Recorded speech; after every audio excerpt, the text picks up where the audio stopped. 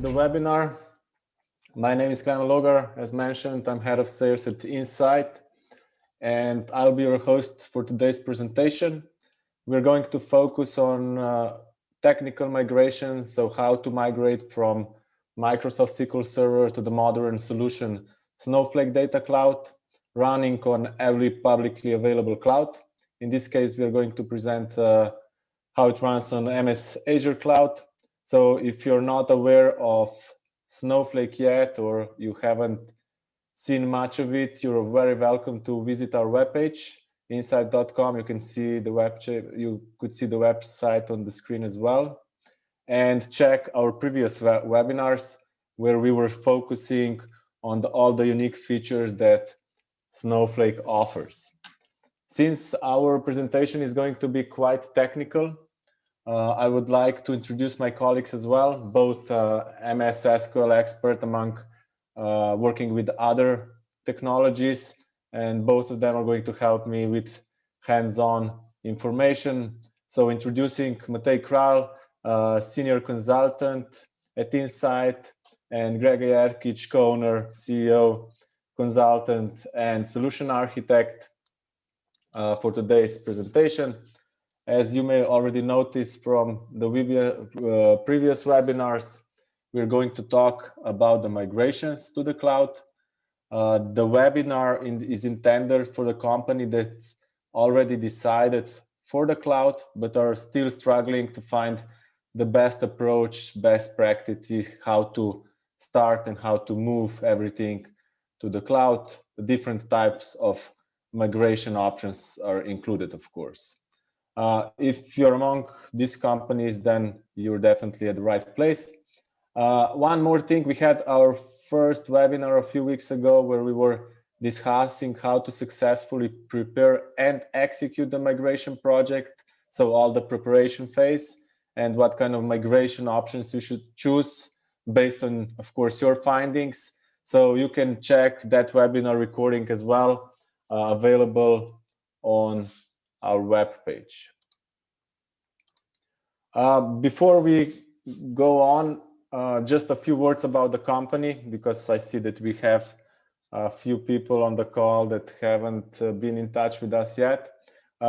Company Insight has been on the market for 11 years. We're located in Ljubljana, Slovenia, so the capital city, and we now already have 60 employees, of which the majority of the consultants, architects, developers, and I would say that half of the employees has more than 10 years of experiences. So far, we have completed successfully more than 150 projects. We believe that for successful partnership, it's very crucial to understand the customer business and provide the highest quality of services, and have, of course, among business technical expertise. And this is why on every project we invest heavily in knowing customers' business processes to pick the best possible technology. We are focusing on 5 industries, which you can see on the screen, with big emphasis on the financial markets. We have done migrations from several traditional on-premise platforms such as IBM, Oracle, Microsoft, SAP, all of them to modern cloud platforms. Lately, our focus is cloud first, at least for the past 4 years. This is our vision. We believe that cloud really brings unique features and possibilities for the clients, and that's why we believe this is the way to go. When it comes to the technology, we're quite biased, and we are the customer advocates here, meaning that we are going to choose the best possible technology that fits customer needs and for customer projects. We do several types of services, from advisory and consulting, the whole end-to-end data management solutions, performance management. For small and mid-sized clients, we do managed services as well, and we are investing heavily to data science services as well. I would say that our approach is consulting approach, so we tend to move as much knowledge we have to the customer team. We believe that we should not really log the customers in either with the technology or knowledge itself. So we're here to basically help to understand where to start, what to think of, where moving to the cloud or modernizing your existing data warehouse. We put a lot of emphasis of training the people in the optimal way so that basically your team can at some point take over either the support or further development of the system. We are having the series of webinar coming up, Data Merlin webinar, which is the data warehouse automation tool. The idea of the tool is to make your life easier when migrating or developing the whole data warehouse project. And we're going to finish off with AntFarm, which is our data movement tool used mainly for syncing data from on-premise systems to the cloud, since a lot of solutions are still on-premise, mainly talking about the core systems. And of course, that data needs to be moved to the cloud on daily basis. Now, I would like to pass the microphone to Grega, who's going to continue with the technical part. Thank you. Thank you, Klemen. Hello, everyone. So my name is Grega Jerkic, and today me and Matej will walk you through to some of the things we learned while migrating clients from Microsoft SQL Server to Snowflake, what to watch out, and it will be, as Klemen said, more of a technical presentation. Because the background idea was that on the first webinars a month ago, we focused mostly on what you need to prepare, what are the possibilities, what to watch out, but these are now more of a technical deep dives, what to watch out and what we learned, and to give you, let's say, a better overview. And of course, if you have any questions, just start writing them, and then we will address this at the end of the presentation. So regarding SQL Server, this is how I started. So it was I think 2000, something like that, or it was even a year before that. So and also my colleague here joining me started also on the version 2000. So I call this a Microsoft Analytics stack because if you remember, some of you, OLAP was there, first versions, there was DTS, which then became integration services and so on. So Microsoft always packed these things together, so that's why we call it a stack. I also worked very closely with the Microsoft team, so I was also invited to write a book on implementing a data warehouse with Microsoft. So I co-authored the training kit book. So, but overall, so if you look at Microsoft when it comes to data warehousing, so it's still by default it's standard relational engine. So it means there should be always some best practices how to set up on the on-premise environment the data warehouse. So how to do the partitioning, how should physically the file groups align with the database so that you can get really high performance scans. So this is the idea of the data warehouse. So you don't focus on small database seeks because you're not don't care so much about the small transactions, but you care about large batch inserts and large scans to be quite performant. And also Microsoft introduced the columnar store index that is, let's say, very appropriate when it comes to analytics. So this is some background regarding the SQL Server. So how we see, let's say, the market in these last 20 years.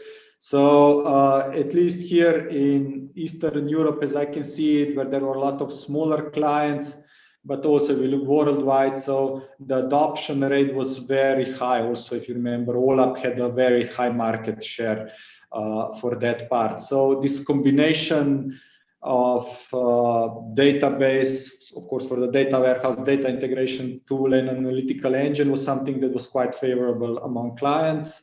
And also it was a very low price entry point for a majority of clients. So compared to, let's say, Oracle or IBM that were mostly targeted to the enterprise segment, Microsoft very well positioned this. And through the years, it grew with capabilities. And at the end, it's hard to say that someone will say, no, Oracle is much better for enterprise data warehousing in terms of than Microsoft, because Microsoft catched up this through the years. And there were some very, very large and are still very large clients on-prem using Microsoft for the data warehouse part. So, of course, as I said, it's standard relational engine, so there is no an appliance view. So you need a good DBA at the end to manage all the needs. So from partitioning, indexing, statistics, looking what is going on, looking at the query plans, and etc. So this is, let's say, a standard approach when it comes to SQL Server. So for today, so we will look at, let's say, important topics when it comes to migration. So what needs in terms of code conversion, how you need to do initial load because you will have to transfer the existing things, and how to do the deltas, so the incremental loads. And what is also important is then, of course, is there any optimization needed? Not, what you need to watch out, what are the differences, so that you can better plan. So, but at the end, I would still again emphasize that the most important part is that you plan and take enough time at the beginning so that you think all things through, analyze, do maybe one prototype or another, and really spend more time on planning side and how you will do it than to just start working on it. So this is something that we addressed in previous webinars, but I have to emphasize it again. Okay. So environment setup when it comes to Snowflake is very straightforward. So you open the account, you get the account, everything is provisioned. So what you should work and think about at the beginning, especially security. So how you want to set the roles and the access, and how you want to structure the databases, the schemas. If you even are a little bit larger, maybe you want to have even multiple accounts. So these are some things to consider. And if you are on Azure, then also if you want to have an external blob storage, so because you will maybe use some other assets from Azure portfolio, and you want to first land the data there and then put it into Snowflake, or you want to use directly the internal storage of Snowflake. So these are some things that to consider. From the, let's say, hardware perspective, always look at the bandwidth. So especially now that we will start discussing the initial loads and these things. So this is, let's say, a very, very important topic. So what we learned, and we believe that is the fastest way. So when it comes to extracting the data, especially from, we are discussing on-premise, if we have, let's say, on-premise data warehouse and we have on-premise sources. So the fastest way when it comes to Snowflake, we export the data into multiple CSV files. That means large tables we should divide in multiple CSV files. They should be compressed in the range of, let's say, 100 megabytes. That is, let's say, the preferred way and optimal way. Then you use, Snowflake has a very good command called put. So when you install the SnowSQL command line interface, or if you would be using, I don't know, Python or some other possibility. So you always do the put command, and the put command from Snowflake, it will encrypt and also zip. So you don't need even to zip the needed CSV files by yourself. So let's say this method will see what is the best compression rate regarding also the transfer rates. So we found out that this was, let's say, the fastest way how we can do this. And of course, this can be done in parallel. So, but there are two things to watch out, and this is important to address immediately, also in the planning phase, or even when you are discussing to move something to the cloud. This is important. So how fast can you extract the data from your core system? So we are talking about SQL Server. It has some limitations, so maybe it doesn't have so many capabilities as some other databases when it comes to such performance, or when you want really parallel export so that you have, I don't know, 10, 20 terabytes of data. It's a different problem or a different challenge than if you have, let's say, 1 terabyte or even less. So then there is a little bit more flexible in that case. And the other part is, of course, pure bandwidth. So if you have 100 megabits, then it can be a problem, you know, when transferring large data sets. This is something that has to be monitored, see how it behaves, and etc. So parallel extraction, and then how we parallelly load this. And then on Snowflake side, this doesn't need to be tested, or it's not a concern. So transferring now from the internal stage to the tables, this is super fast on Snowflake. And you can even just put additional warehouses, and this is like a minority when it comes to the potential problems when it comes to initial load and extractions. So if we go back now to SQL Server, what are the possibilities? So of course you can use the BCP utility that probably a majority of you know that work with SQL Server, so to extract the data. Or you can build, let's say, integration services packages to extract some things in parallel, to have some possibilities. And it can happen that this can be even fast if you set it up correctly. So regarding the encoding and those features, so Snowflake supports that you set up what was the source encoding. So internally, everything on Snowflake is in UTF-8, but when you specify how your data was prepared, you have the ability to set the encoding. So this is also important because that the data will be correctly loaded. So this is something to watch out. This is sometimes the people miss this part, because on SQL Server you usually have some collation setup that is, let's say, that satisfies your requirements regarding your language, of course. Of course, there are standard questions like when you should do this, will you have a downtime when you do the initial load? Probably a lot of our clients take this weekend off when they do these heavy loads. Then for the production, how will you manage the delta when you will freeze it if you're reading from multiple systems, and etc. So these problems are still the same. So this is something to discuss and see. So regardless if it's Snowflake or it's something else. So these are some things that do not forget to address later. Okay, code conversion. So Snowflake made a lot of steps, let's say, to come close to Microsoft. So it means that, at least from our experience, migrating quite a lot of Microsoft SQL code, the majority just works. So they even support the top operators. So some of those SQL specifics. Maybe one thing that doesn't work, I remember now, let's say cross-apply. So cross-apply you have to do differently. So it means you have to write, let's say, a cross-join and write some custom UDF to simulate the cross-apply. But majority of the things is supported. Regarding data types, as you know, Microsoft had some strange things at the beginning when they started developing the database, and they have some unique data types like money, and I don't know, and probably you don't use this in real production, but anyway, so some exotic data types have to be converted, but all others are by default supported. So Snowflake treats them normally. With Matei, we had some example with bit boolean so that you understand what you want to do. So if you want to have something similar, maybe you will rather cast this to a number. So this is what is, let's say, important. When it comes to DDLs for tables, a little bit different syntax. So we have a create or replace, not if exists. So when you want to drop something, what is important, all the things regarding file group specification, partitioning, this you don't need anymore. So that is completely obsolete.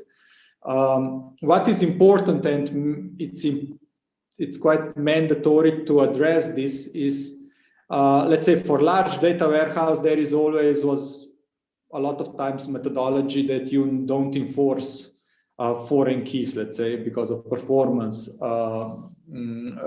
requirements. But let's say SQL Server usually, let's say there are a lot of clients with smaller warehouses, and they rather enforce, let's say, foreign keys and primary keys, so that they were 100% sure that if they missed something in the data integration process, the database will say, and it will raise an error. So on Snowflake, you have to watch out. So you have constraints, but not primary key and not foreign key are enforced. So it's completely up to you to have correct data quality checks, that you have correct data integration process or data pipelines set up. So it's up to you now. So it means these things are important to understand when you migrate, because this step, if you did not have it yet, like some additional data quality step, more technical, it will now have to be implemented. The only thing that is enforced on Snowflake is not null constraints. So this one works as standard. Maybe also Microsoft introduced this with these brackets, the name of the columns. This is not supported, so you have to replace it with double quotes. So this is something that needs to be changed, of course. What is good that is the same logic in terms of objects, especially when it comes to database. So we have database, schema, and objects. So this is quite standard, and the learning curve is minimum. So if you know SQL Server, you know Snowflake in a day. So we are more addressing the things that you should watch out when it's come to changes. We try to find some functions and SQL changes so that you just know what you need to replace. So let's say get date, it has timestamp. So Snowflake uses timestamp. So it's not the timestamp internal field that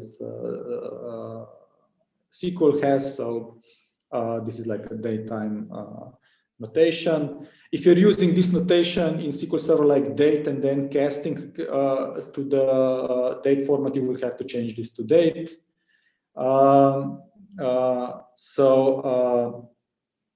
Just to understand how this is. Concatenations, so quite favorable if you are really from the Microsoft background, you use the plus sign, you know that not a single other database almost uses this, so but if you're not so familiar, you will have to use double pipes when it comes to Snowflake. Interval functions not supported directly, so that you could write like, I don't know, -5 days or something. So some things you have to use the functions. Generally speaking, so when it comes to functions, so Snowflake here came, let's say, closer to the powerful, let's say, relational transactional databases. So they support custom defined functions that you can define either using SQL and JavaScript. So Snowflake 4 years ago or 5 years ago, when they started, let's say, pushing also this part to be available, they focused on JavaScript, but now, but also provided the SQL, as I'm also more keen to SQL, so it's good here that it's the SQL. What is important, I don't know, again, some clients use this, usually we don't use on SQL triggers, but just in case if you're using this is not supported. So it's an analytical database and usually the triggers are not supported, but what you can do and play around, Snowflake like an alternative, depending again why you're using triggers. Don't take my word now for everything, it depends also on your logic, but Snowflake has now the possibility to listen to specific tables. So they call this like change data capture on tables. So you get a stream of rows when something is inserted, and then you have tasks. So for some things like on insert or on some changes, you can implement some logic that can simulate a little bit triggers. So this is one potential alternative, but as I said, this usually means that it has to be analyzed, discussed, and see what are the possibilities, because there are no standard triggers. I had a question lately about views, so updating against the view that is supported, so not supported on Snowflake. So it means you have to go to the underlying table. So this is something to see. Maybe just because we are now in this syntax conversion, and I saw one question, so that SQL Server has a timestamp data, yeah, which is very useful. So it's like an auto-incremented value that you can see. So how can you see that something is unique in Snowflake and etc.? It's similar like Oracle has. So Snowflake doesn't have this functionality. So it means that there is no system field that would give you some information of the uniqueness in this case. So if that is the requirement, what is possible, let's say that you define it, when you define a table, you define one column where you say that by default, it should take the next value from the sequence object. So you will implement some auto numbering in the background. So this is, at least from my experience currently, the only way how you can do such thing, depending again what you want to do, because probably as you asked the question, did this, sometimes it's quite useful to see what happened in the background and to get some distinction, especially on uniqueness, because again, there is no unique constraint in Snowflake. So if you can get to the same rows and you want to have, then I would suggest to have this, let's say, on the table defined, and have at least such capability to have this uniqueness available. Okay. Case sensitivity. This is the biggest topic, I would say, when it comes to SQL Server. So if you know let's say first let us discuss Snowflake. So Snowflake is case sensitive.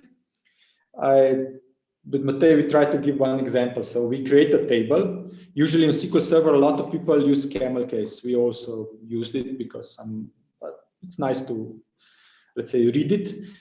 We changed now the methodology to have underscores so that it's always the same if we are on any kind of database. But Snowflake in the background, if we define it like I tried it with camel case, it will do automatically uppercase. And then what people usually do, because they like camel case, they create the table that is case sensitive automatically and that it will be preserved. So they put it in the double quotes. But then you will get a lot of problems on Snowflake. Then it means you have to write exactly the name of the table, and it gets very annoying, very, very annoying. So I would say ditch the camel case on the long run. But in the migration phase, of course, don't do that change, because it means that all your underlying systems that are depending on these will have potential issues. But this is something to think about and watch out. Then on the other case, as you know, on SQL Server, when we are looking at specific values, by default is case insensitive. And as Snowflake is case sensitive, it means that if you have some code that maybe was written like you didn't care on SQL Server, if it's like Grega with uppercase or lowercase, who cares? It works. On Snowflake, it will not work. So you have to do where upper equals something if you want to fix those SQLs. And for some cases, Snowflake even added additional operators that are case insensitive. So why they added this? So that you can replace the code easier. That's the whole logic in the background. So when you migrate, you have, I don't know, tons of scripts, and you want to be sure, and you have to do it faster. This is one way of doing it. So watch out. This is like an important topic. And the collation that was missing previously in Snowflake. So for a good year now, this is available. So I remember the first clients we have some of those issues because there was no explicit collation set up and how to compare it. So now this is possible in Snowflake. So this should not be a problem for, let's say, clients that have this potential issue. Security, overall, very similar concepts, roles, users, integration with Active Directory. So this is all standard.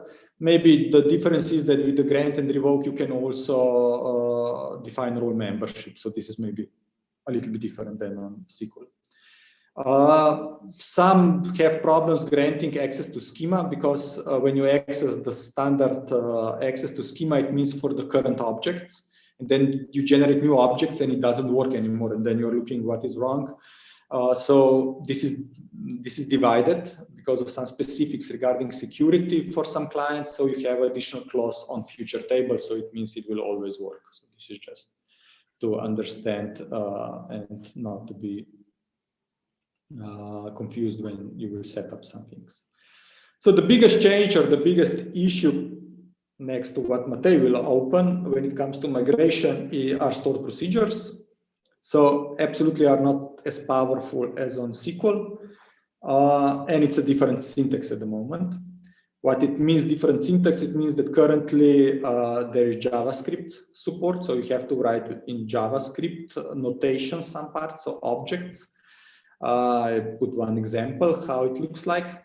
But in the beta phase, it's SQL stored procedures. So it means this will be available, at least based on the roadmap of Snowflake, by the end of the year. And private or invite only is already happening. So this, I think, it's quite important, because as majority of us are coming from the database world, we are maybe not so keen to learn a lot of JavaScript. But the difference also executing the procedure with call, not execute, and also there are when we are executing with call, this is also something to watch out.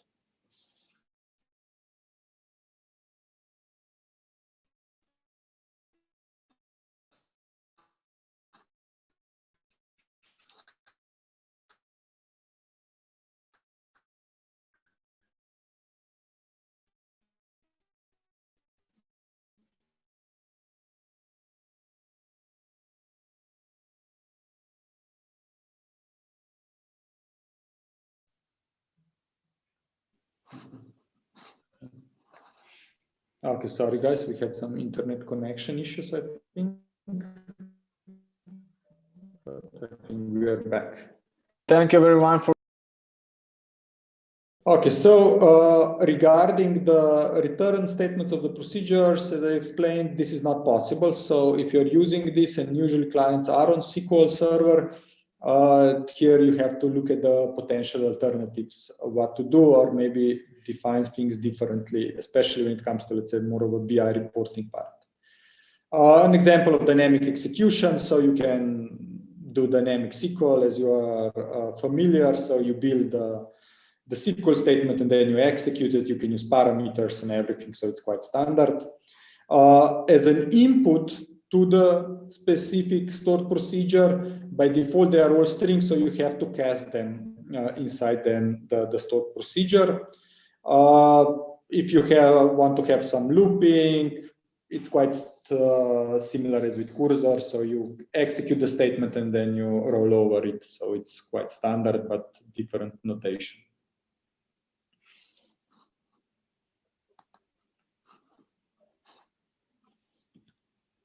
Okay, maybe an example how to get a number of rows inserted, just to see, because these are maybe some differences or possibilities. In Snowflake, it's interesting that you can query any kind of query that was executed in the last 24 hours automatically, but just specifying the query ID, or even look at what was the last query ID that was executed under specific session, so that you can get that result. That one is, of course, free of charge and is returned from the cache. And then you can do tricks, how you can go over, do some manipulations, and also you can return the insert counts if needed, for example. So just one example how maybe you can do some things inside your ETL regarding the logging, let's say, for example. So now I will pass on to Matej, and he will walk you a little bit through the integration services potential. Okay, hello from my side. My name is Matej. Like Grega said, SSIS, I will stress a few specifics of the SSIS. I've been working with it for at least 8 years now, or maybe even more. So I'm quite familiar with certain specifics of this tool. As you may well know, this is a visual tool for migration or for ETL processing of the data or filling the data warehouses of Microsoft Corporation. And also a bit challenging part, a bit more challenging part of the migration to the different platforms, because there's a lot of manual work to do, and there's no automatic way to do it. So first we need to analyze what these flows and data flows and control flows are doing, and then we can proceed further. As you know, probably if you come across SSIS, you know that it has control flow and data flow. These are two main parts of this SSIS project, which needs to be analyzed. Inside the control flow, this is like orchestration tool, which makes different processes and tasks possible, like data flow task and SQL task and execute process task and file system task and so on. And inside the data flow task, we have flow on the data on the record level, which also need to be addressed, and we need to look into it what this flow does. So we basically need to go through all these specifics and analyze and make certain and basically rewrite SQL code in order to do the same thing in Snowflake. So as Grega told, no, sorry, as I told before, this data flow can be rewritten in SQL Server. However, for example, this script task could be a bit challenging because there are a lot of possibilities inside it, because it can hide .NET code which can be very complex. And also we have to consider SSIS variables, which also include and introduce next level of complexity. Okay, and how we address this? So as Matej said, so we have some possibilities how we can migrate this part. So the potential is that, do you want to, always is the question of the client, do they want to code first or change it, or they want to still stick with some visual ETL? So if we want to stick with some visual ETL, we have, let's say, two possibilities, as Matej said. So we have the Azure Data Factory. So we can reuse the Microsoft new SIS platform, try to import the existing, it converts some parts, some not. It has now also support for visual data flow. And on the other hand, we have, let's say, Matillion, which is, let's say, more independent visual ETL tool. The biggest difference between these two is that Matillion, when it generates the code based on the visual, it will generate SQL and will push down to Snowflake. So it will use the Snowflake capabilities, multi-warehouse, parallel processing, everything. If we are using Azure Data Factory and we are using their data flows, they are processed on Spark. So it means we will emphasize and have a lot of costs on the underlying Databricks Spark platform that is currently used. And we will not emphasize all on Snowflake. So this is, let's say, the biggest difference when it comes to selecting this. Sorry, I needed a bit of water. How do we analyze this process? If we go further, we usually go from backwards. So from the final facts tables, we analyze it backwards. So we analyze which tables are inserted in these fact tables, in these dimension tables, how this mapping sequels are done, and then we have certain methodology, how we put this into Excel, and how we proceed further with implementation of all of this. So this is the most crucial part, probably, to do this analysis properly and to do the same thing on this visual or this code first approaches. So analysis has to be done, and then if this is done properly, then other things can go smoothly.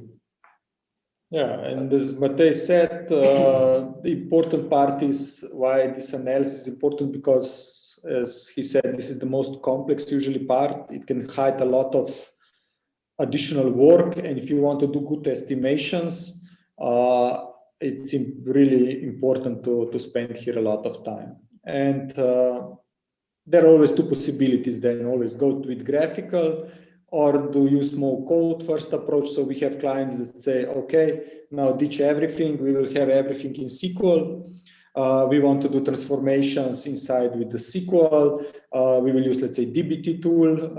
If you're not familiar, this is getting quite a good momentum now, being used in the code first approach, so that you can code. It's an additional macro layer on top of SQL Server that helps you with some automation. So this is then depends on your preferences and how you want to do it. But there is no magic solution that will just work, and you have to watch out.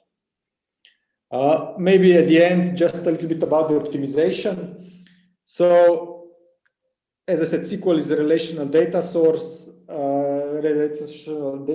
database. It means it was not meant for, by default, by analysis, and Snowflake is. So performance-wise, Snowflake is super fast compared to Microsoft with no any additional, let's say, tuning, no indexes, nothing. It does automatic partitioning, etc. So, but of course, it can happen that some SQL, some specific workloads that you need in the analytics space don't work the same as you would hope that they will work. So maybe in your ETL, you did something like, I don't know, you did a loop over 3,000 records and you do small insert statements.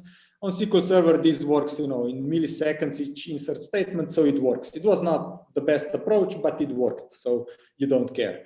But when you come to Snowflake, this row insert will take 2 seconds, and if you have 3,000 of them, then it becomes a problem because it will take 2 hours to do it. And if you modify this, it will do in 2 seconds again. So it's important to think about those elements. Let's say ETL optimization or preparation of data on SQL Server usually included a lot of temp tables, changing indexes.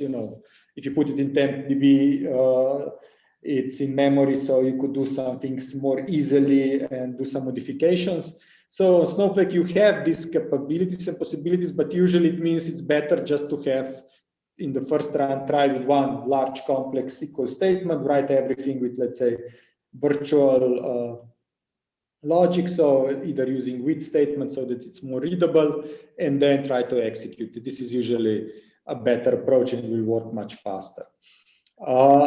If you have, let's say, very restrictive SQL queries, then on the BI side, so that you are really, let's say, selecting a couple of records or a bunch of records from large tables, and of course you put an index on SQL Server because else it will always do the table scan, and you want to avoid that. On Snowflake, you have now some couple of possibilities now. Also, the search optimization service is now available. When you enable this, it will automatically index all the columns for you, so you don't need to do anything. You just enable it, and then you will get much better performance. So because else, maybe on Snowflake, the query would, of course, take much more time than on SQL Server. So this is how you can do some of those things. If you have large tables and you want to have a lot of those selective queries, let's say always based on some specific timestamp or a date, then it's also good to cluster the table on Snowflake side. So it means that it will order the micro partitions in specific, based on the specific columns, and then the scan will be very selective and it will not need to do the whole column scan. So, and by default, Snowflake is column oriented. So in general, it will work absolutely much faster on all the BI query types compared to the SQL. But to only think about on Snowflake how you want to optimize, because Snowflake usually a lot emphasize that you don't pay more if you use higher processing because you pay by seconds processed. So if something works twice as fast on twice as bigger, you pay the same amount. So, but usually not all SQL scale. Of course, some will not scale because it's just too small data size. So that's one option. But usually it can happen that some queries are too complex and the distribution can get a little bit skewed. So the solutions are that you usually maybe split a large SQL, but on Microsoft SQL Server, that depends if you have such cases. So it means, I don't know, 20, 30 left joins, very selective with large tables and etc., so that you do some intermediate tables. But usually this is already what you are doing on SQL Server. So this would be a very similar approach. If you have a lot of multiple smaller steps, it's also, as I said previously, it's better to combine them together so that when it scales, the warehouse size, everything will scale and it will work much faster. So this is also a thing to check. But that's easy to check. You run, you see the result, you you set the higher warehouse. So you go from, I don't know, medium to L, and you expect that you will have, I don't know, twice as less time needed to process that query. So, and if it's not, if it's, I don't know, almost the same, then your query doesn't scale, and then you have to look at these possibilities, how you want to do this, if it's needed, of course. So, of course, now always is the question when we are discussing with clients, why Grega, why Matej, we need to optimize this. So, why, if it works, so what's the catch? So we have enough time. It's not the problem that we cannot process this data. Well, it's quite simple. In the cloud space, at least when it comes to Snowflake, you pay for what you use, and if you will optimize, you will pay less. So all smart optimizations means you will save money at the end. So this, I think, it's important.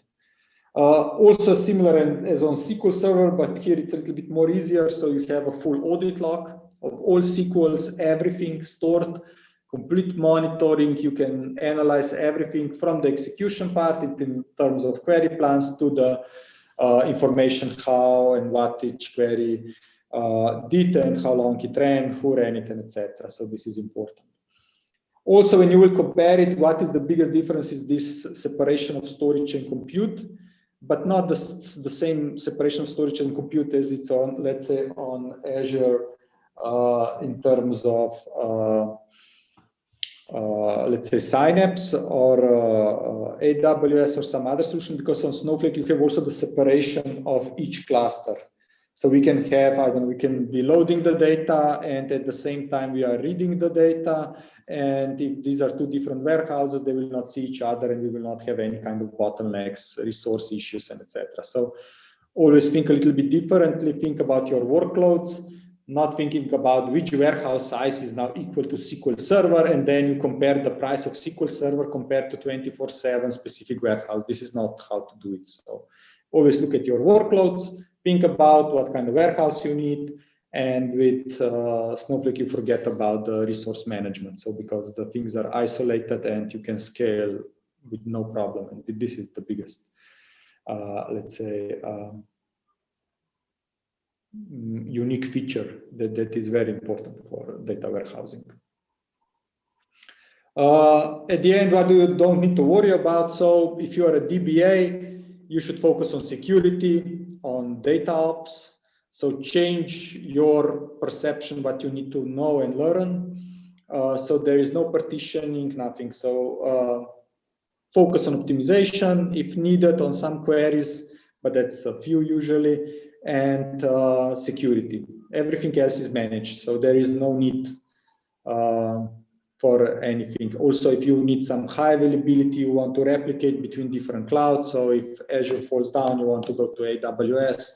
This is also possible in Snowflake, but this is again automatically done. You set it up and that's it. So I would say more focus, let's say, on the modern data ops capabilities, because with Snowflake you can now clone environments and you can do things that you are, let's say, familiar more from the development space, that you can have some continuous development and continuous integration processes, implement test quality, because in the data warehouse you all know that for the development in UIT you have something with almost no data and no business users want to test there, and you always do the final testing on production. However, you say that it's not true at the end, everyone is doing it like this on premise because it's quite hard to have the same environments with all the data. Here on Snowflake, you have this sorted out much better with this capability of cloning.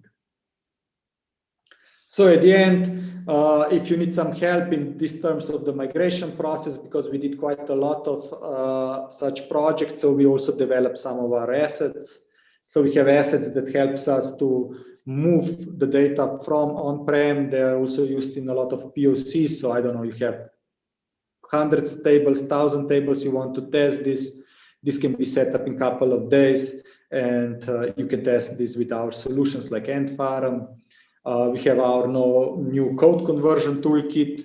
So if you want to convert SQL, we also support some parts of the stored procedures now, because we are more context aware. So these are some things that then can help you in this journey to the migration, because this is usually any migration is a complex project, even if it looks maybe very straightforward. There are also some specifics all the time. So thank you for joining us, and maybe Clement, if we have some additional questions to answer it. Yeah, we do. Give me a sec.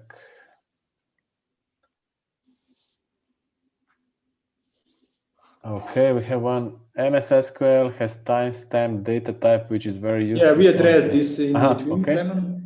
Cool. Then we have another one, which we covered already, but maybe repeated. How is it with the code conversion? How much activities are needed there?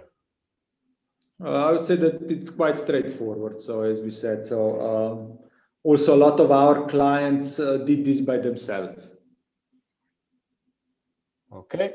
Another one is customers using semi-structured data, XML and CSV files. Mm-hmm. How do you handle that in Snowflake? Yeah, if you're using, let's say, XML type or JSON type now, that is also supported in SQL Server, and you use what was it, PetInfo, XML PetInfo, and all those capabilities of SQL Server to translate and parse these things. So Snowflake has a variant data type that you can store, and it has a very powerful syntax to parse this. So I would say that for semi-structured, this Snowflake is, let's say, some clients worldwide take Snowflake just for parsing the semi-structured data because of its high performance and simplicity. So it should not be a problem. It should be even working much straightforward and faster than on SQL. Okay, then the last one, just a sec. Why Snowflake and not Synapse? What's the biggest difference? Okay, not so much a migration question. Yeah. I would say because we are also Microsoft Gold partner, and we also work with Synapse, and we evaluate a lot of those things. I would still say that the biggest difference at the moment is that the Synapse is not still a managed, doesn't have this distribution of or separation of clusters, and there is still a lot of or more maintenance. So you still have to take care of the distribution, the partitioning, also the workload management you have to specify. But based on Microsoft, I would say they're also on the right track. As we saw some future roadmaps, I think they're catching up, and it will be interesting in the future. So, but currently, and also for, let's say, for smaller clients that are also, let's say, a little bit price sensitive, let's say Synapse, the real production starts at 1,000 DBUs. So everything else, it's not really Synapse because it doesn't run even in parallel mode. So here Snowflake can also shine. So if you have, I don't know, 20, 30K budget per year, Snowflake, you will get, every possible capability, and it will be maybe much better. So this is also capability. Okay, thank you, Greta. I think that was all from the question side. I think we got one more from Yanis. If we recommend converting camel case names in SQL Server to using underscores in Snowflake. Yes, I would suggest, because I still like that the column names are readable.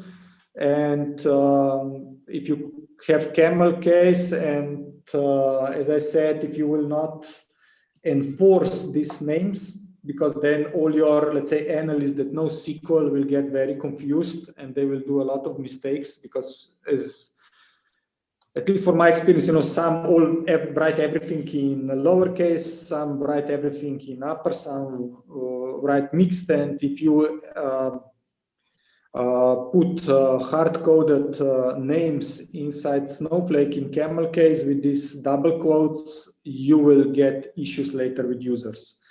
So my suggestion would be, if it's possible, ditch the camel case and go to the underscores, for example. But I understand that if you're doing lift and shift, it's a little bit harder because all your BI systems have to work and etc. So maybe in the modernization phase that you think about this, so that you have a two-step approach, because at the end you always modernize if you're coming from the on-prem world.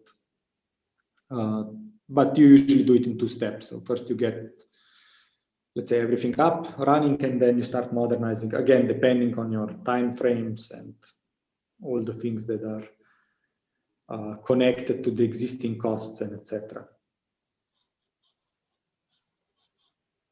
Okay, thanks. Now checking chat and Q&A section. No, I don't see any other questions. So with this, we would conclude today's presentation. Of course, if you have any questions or need additional information, assistance, or anything else, let us know. You can contact me or our general sales email. And keep tuned for the next webinars coming up. So with this, I would like to thank you all for joining and have a nice day. Thank you. Bye. Bye.